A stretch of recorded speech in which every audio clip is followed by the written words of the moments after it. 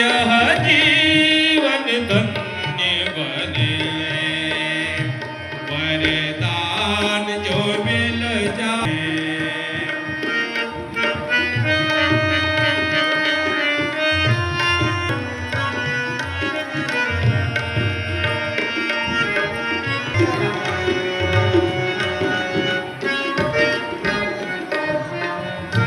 सुनते हैं कृपा तेरी, दिन रात बरसती है।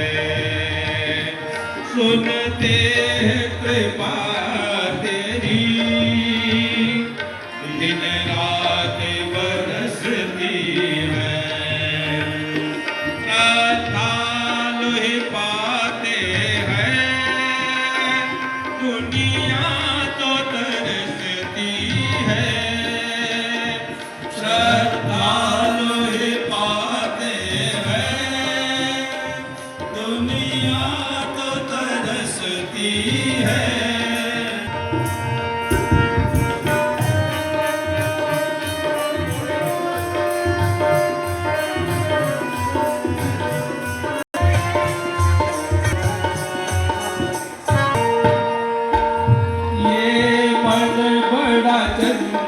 बड़ा चंचल है,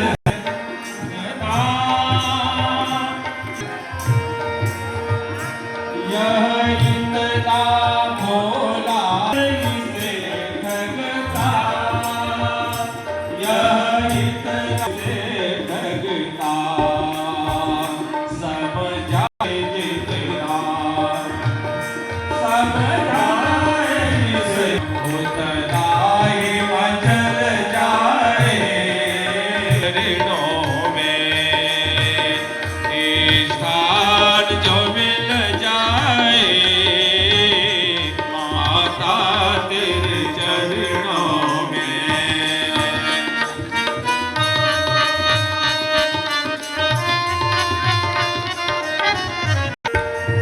माता अपने दिल की बस, अपने दिल की बस इतनी तमन्ना है। मन पर जीवन पर चलना है, अब तो तेरे पथ पर जीवन पर चलना है, जीवन भर चलना है। पापों से बचा लेना, पापों से बचा लेना।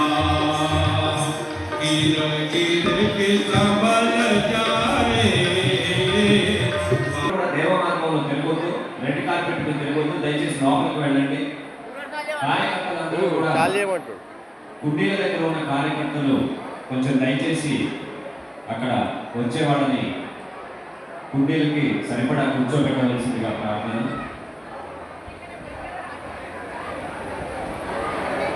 దయచేసి అందరూ నిశ్శబ్దంగా ఉండండి, మాట్లాడకండి, ఎక్కడైనా కూర్చోవచ్చు. దయచేసి అందరూ నిశ్శబ్దంగా ఉండండి. ఇక్కడ యజ్ఞం జరుగుతోంది, వెన్ను నిటారుగా ఉంచండి.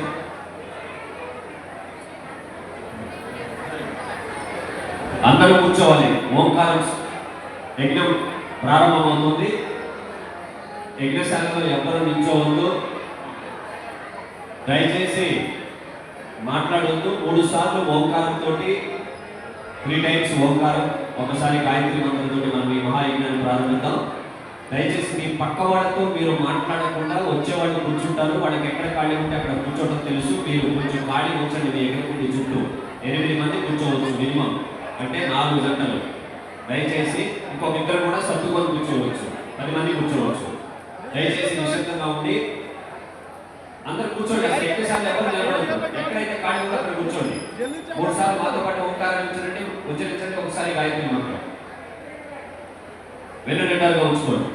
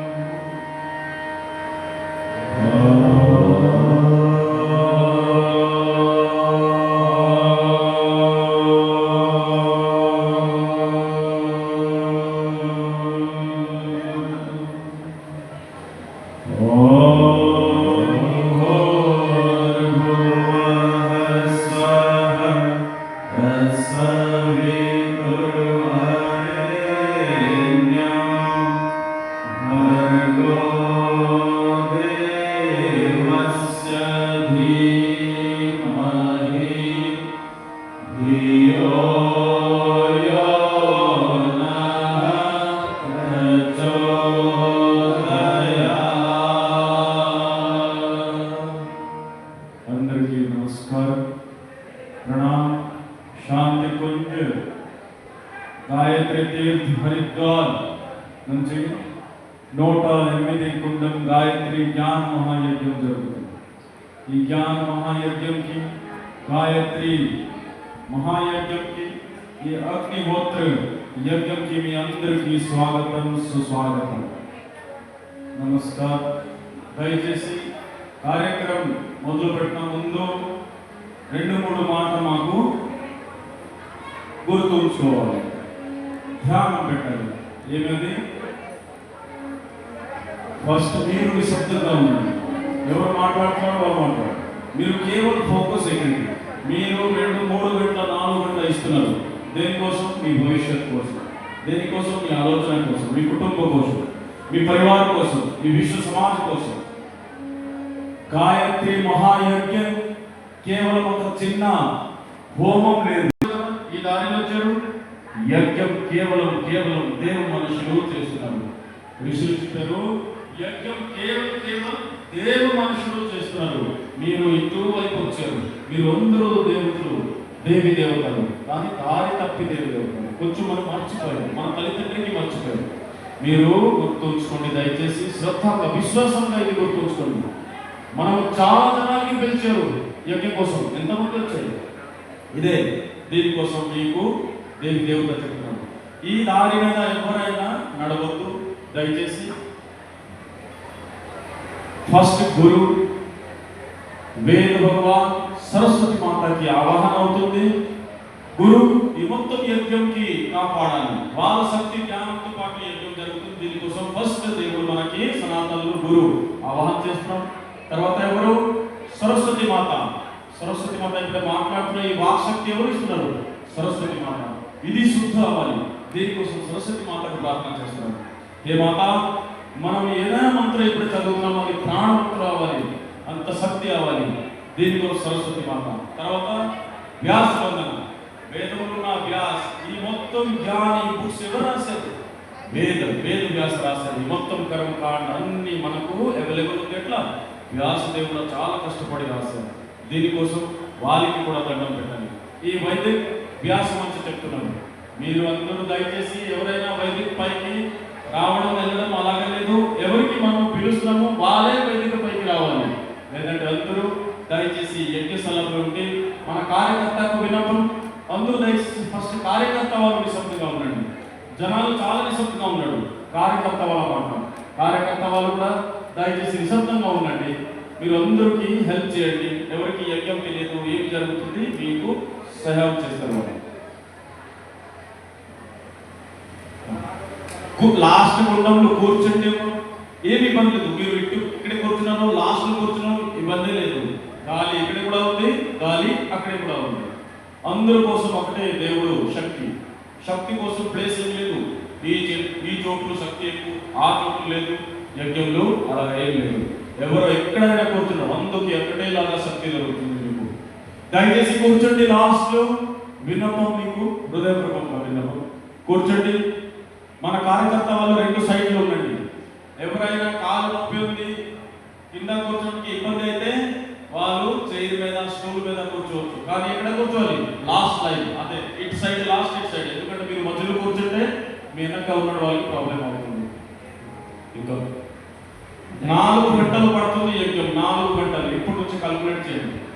ఓపిక పూర్వకం, ధైర్యపూర్వకం, శ్రద్ధాపూర్వకం కూర్చోండి। ఒక చిన్న విన్నపం మీ అందరికీ, దయచేసి వినండి। ఇక్కడ వేదిక మీద నుంచి మేము ఏం చెప్తామో మీరు అదే చేయండి, మేము వెలిగించమన్నప్పుడే వెలిగించండి, మేము ఏది యజ్ఞకుండంలో వేయమంటామో అదే వేయండి। అలాగే యజ్ఞకుండికి ఎదురుగా కూర్చున్న వాళ్ళు అగ్ని వెలిగించడం కానీ, ఎదురుగా కూర్చున్న వాళ్ళు అంటే మాకు ఎదురుగా కూర్చున్న దంపతులు అగ్ని వెలిగించడం కానీ, ఇంకేదైనా నీళ్లు చల్లడం కానీ మీ మీద పుష్పాలు చల్లడం కానీ చేస్తారు. అంటే మీరు చేయట్లేదని కాదు, వాళ్ళు అగ్ని వెలిగించేటప్పుడు వాళ్ళు ఏదైనా కార్యక్రమం చేసేటప్పుడు మీరు ఒకటి చేయి ఒకటి తాకించాలి. అన్నమాట అగ్నిహోత్రము అంటేనే అందరూ కలిసి సామూహికంగా చేసేది, మీరందరూ ఒక కుటుంబం లాగా. అంతేగాని వాళ్ళే చేస్తున్నారు కదా నేను చేయట్లేదు కదా అని మీరు భావం చేయొద్దు. అర్థమవుతుందా? మీరంతా ఒక కుటుంబం కాబట్టి ఒకరి చేయి ఒకరు పట్టుకొని పూజ చేస్తారు. అర్థమవుతుందమ్మా? బస్సుకి ఎంతమంది డ్రైవర్లు ఉంటారు? ఎంతమంది? ఒకళ్ళే కదా. గమ్యం ఎంతమంది చేస్తారు? 100 మంది చేస్తారు కదా. అలాగే ఒకళ్ళు చేస్తుంటే వాళ్ళకి సహకరిస్తూ మీరు చేతులు పట్టుకొని చేయాలి. దయచేసి ఒక చిన్న విన్నపం, మీ ముందు పూజకి సంబంధించిన అన్ని పువ్వులు అన్నీ ఉన్నాయి అక్కడ. మీరు ఏది తీసుకోమనంటే అదే తీసుకొని చేయాలి తప్ప మీ అంతా మీరు చేసుకొని ఎప్పుడు లేటి కానీ మీ అంతా మీరు చేసుకోలేదు. ఎందుకంటే ఇక్కడ మెయిన్ ఎన్ని కార్యక్రమాలు పూజా కార్యక్రమాలు ఏంటంటే క్రియ, భావన, కర్మకాండ. అంటే క్రియ అంటే ఎందుకు చేయాలి, ఎట్లా చేయాలి, మంత్రం ఉచ్చారణ ఎలా జరగాలి, ప్రతిదీ మంచి మీద విశేషపడుతుంది కనుక వినడానికి ప్రయత్నం చేయండి, చెప్పినట్టు చేయడానికి ప్రయత్నం చేయండి. మీరు రకరకాల చేసే అలవాటు ఉండవచ్చు, కానీ ఇక్కడ గాయత్రి పరమాలుగా చక్కగా ఎందుకు చేయాలి, ఎలా చేయాలి, ఏ భావంతో చేయాలని చేస్తున్నదో మనకు ఎక్కువ శక్తివంతులు అవుతాం. ఆ వస్తువులో ఇవ్వడానికి ప్రయత్నం చేయండి, చేయడానికి ప్రయత్నం చేయండి. మీరు తెచ్చిన సామాన్లు ఏమి అందులో వేయడానికి వీల్లేదు.